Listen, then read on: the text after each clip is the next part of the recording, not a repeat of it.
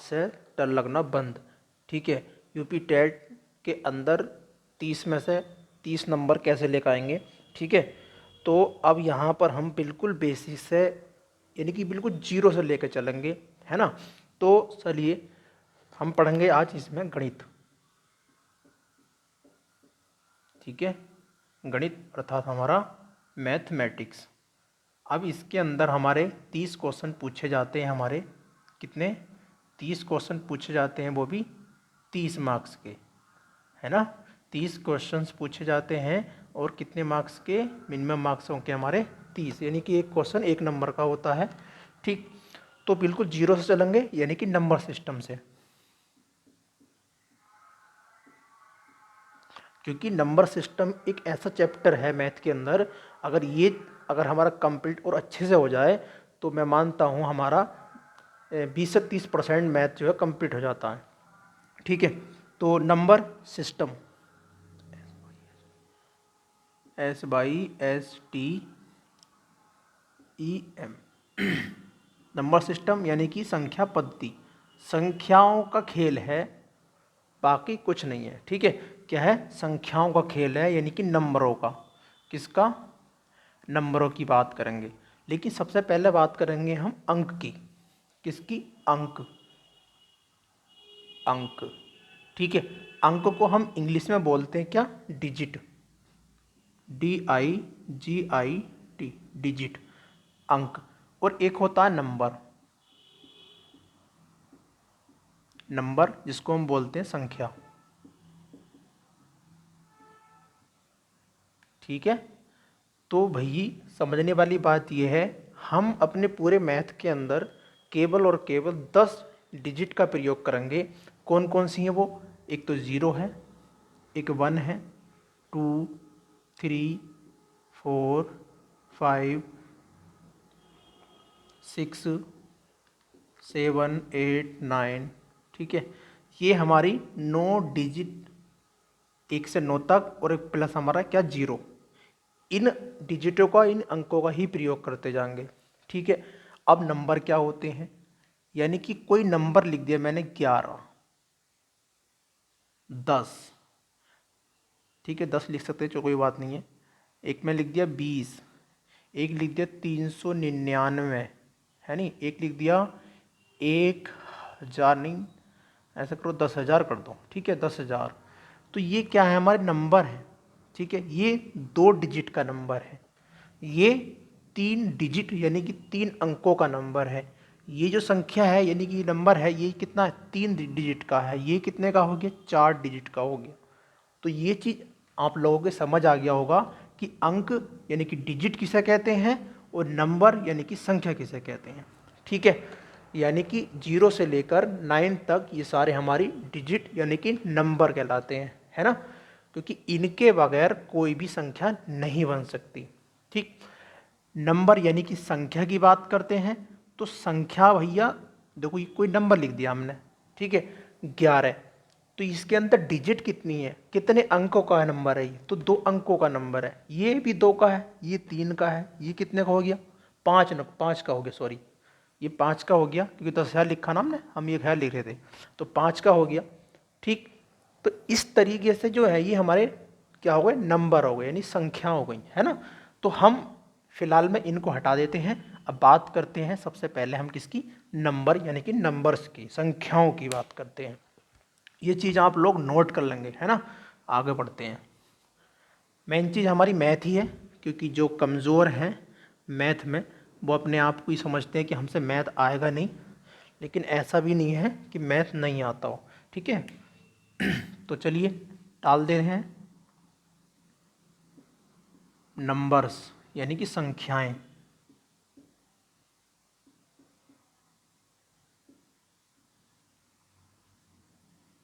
ऐसे लिख देते हैं संख्याएं। ठीक है भैया, संख्या जो होती हैं वो 2 प्रकार की होती हैं। कितने प्रकार की होती हैं, 2 प्रकार की संख्या होती हैं।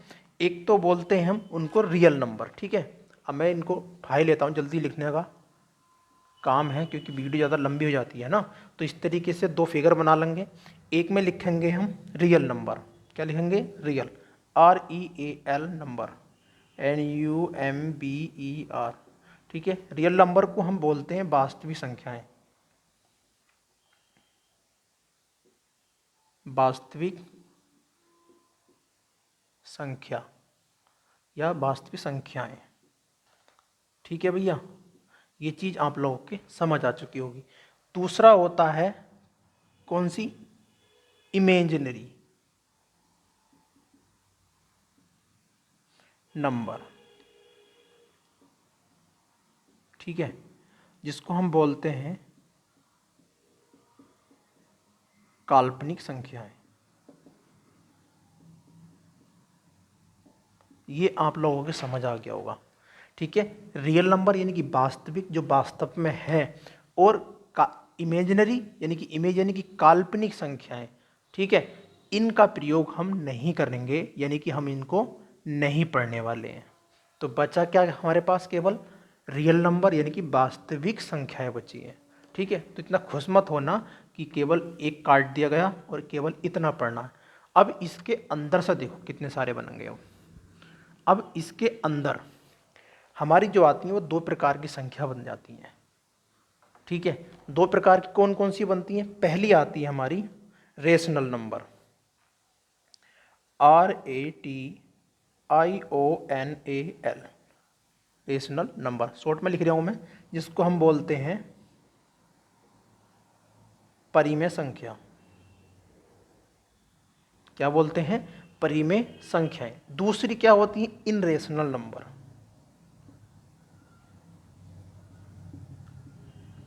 इरेशनल नंबर, जिसको हम बोलते हैं अपरिमेय संख्याएं, ठीक है।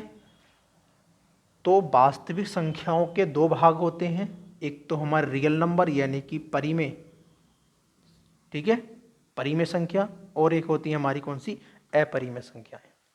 अब इन परिमेय अपरिमेय संख्याओं को यही रोकते हैं, हम बात करते हैं परिमेय संख्याओं की, ठीक है। किसकी बात कर रहे हैं, परिमेय संख्याओं की। तो परिमेय संख्याएं जो होती हैं वो होती हैं हमारी तीन प्रकार की। कितने की, तीन की, एक, दो और एक, तीन, ठीक है। अब तीन कौन कौन सी होती हैं, एक तो होती है natural number, NATURAL, natural number, short में लिख रहा हूं नंबर, ठीक है, जिसको हम बोलते हैं प्राकृतिक संख्याएं, ठीक है, प्राकृतिक संख्याएं। दूसरी होती है हमारी होल नंबर, ठीक है, होल नंबर यानी कि पूर्ण संख्याएं। क्या होती हैं, पूर्ण संख्याएं। और तीसरी जो होती हैं हमारी वो होती हैं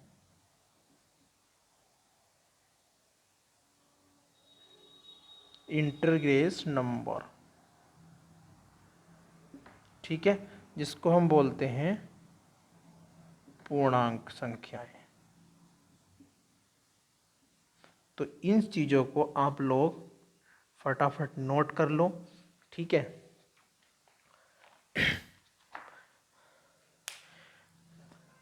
एक बार मैं दोबारा दोहरा देता हूँ कि भाई जो नंबर्स होते हैं, हमारे संख्याएं होती हैं, वो दो प्रकार की होती हैं, एक तो वास्तव यानी कि रियल वाली, और एक इमेजिनरी जिसकी इमेज मान रहे हैं हम, यानी कल्पना कर रहे हैं वो वाली।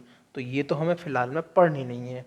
पढ़नी कौन सी है, हमें पढ़नी है वास्तविक संख्याएं। और वास्तविक संख्या भी दो प्रकार की होती हैं, पहली होती है हमारी परिमेय संख्याएं और दूसरी होती है हमारी अपरिमेय संख्याएं, ठीक।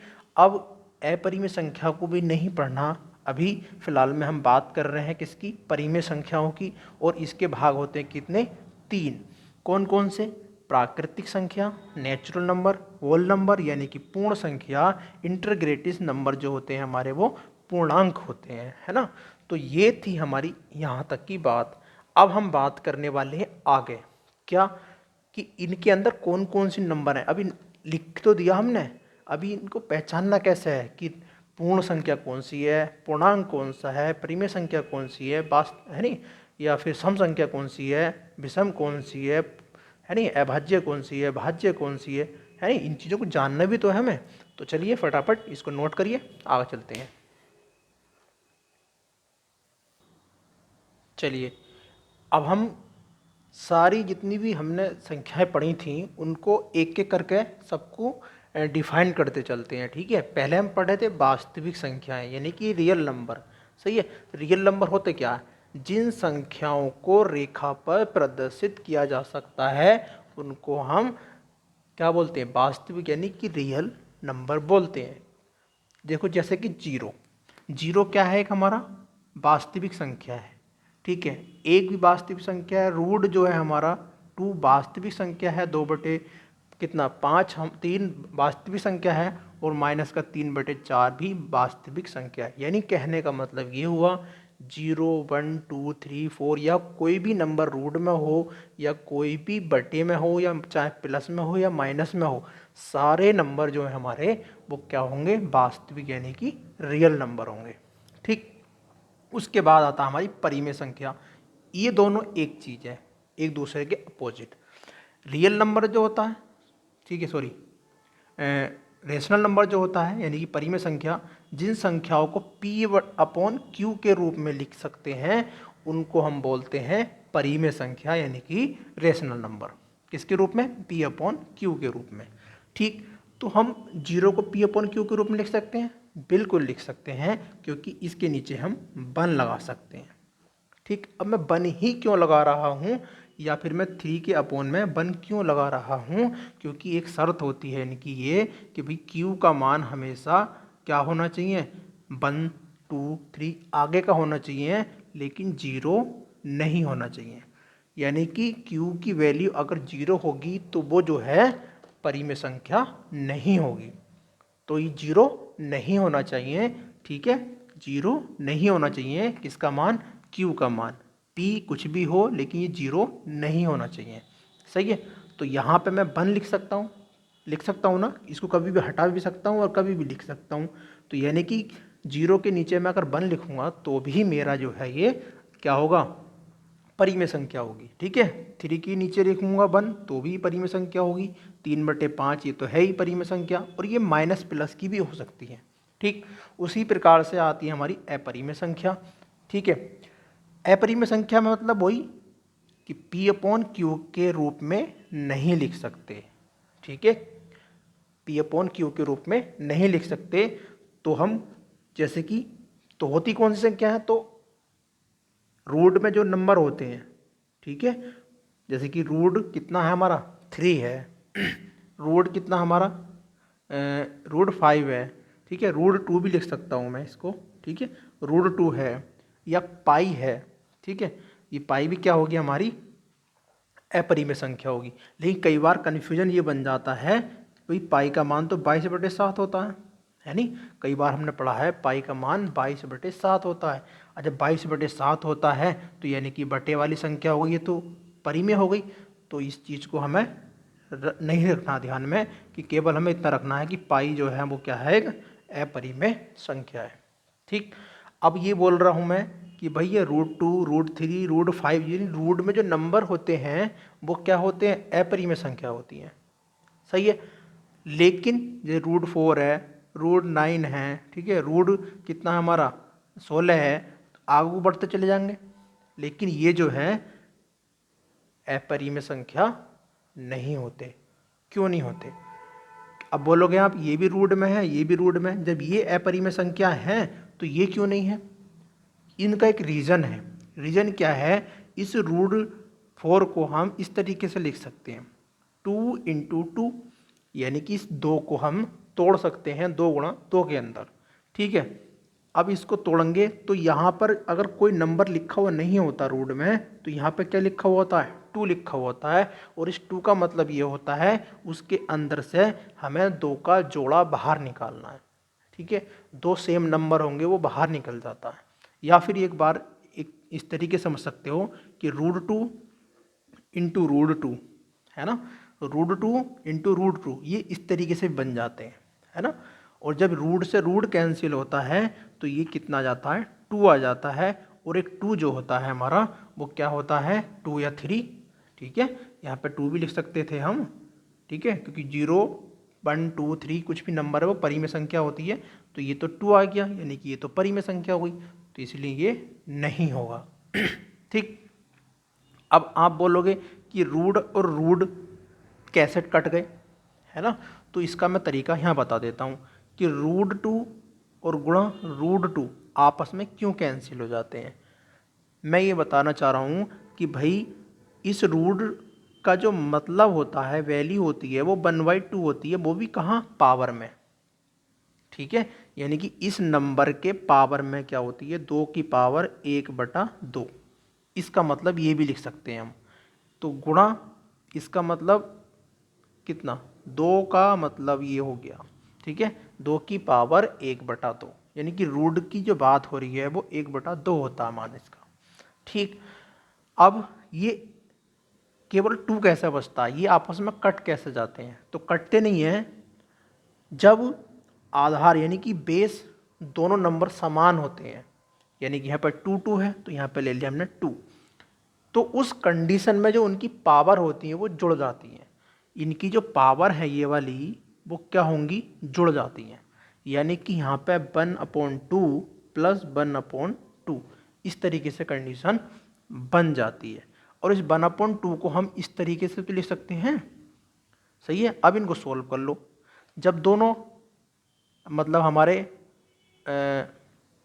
नीचे सेम होते हैं तो हम उसको क्या कर लेते हैं, किसी भी का कॉमन ले लेते हैं। यानी हर जो है सेम होते हैं तो उसको एक ले लेते हैं कोई सा भी, और ऊपर वाले नंबर वैसे के वैसे ही जोड़ देते हैं। तो ऊपर 2 अपॉन नीचे भी 2, 2 से 2 कैंसिल हो गया, यानी कि वैल्यू आ गई 1। तो ये वैल्यू किसकी आई 1, इस 2 की पावर की 1 आ गई। यानी कि इनको सोल्व करा, ये आएगी पावर को सोल्व करने के बाद क्या आ गया 1 आ गया।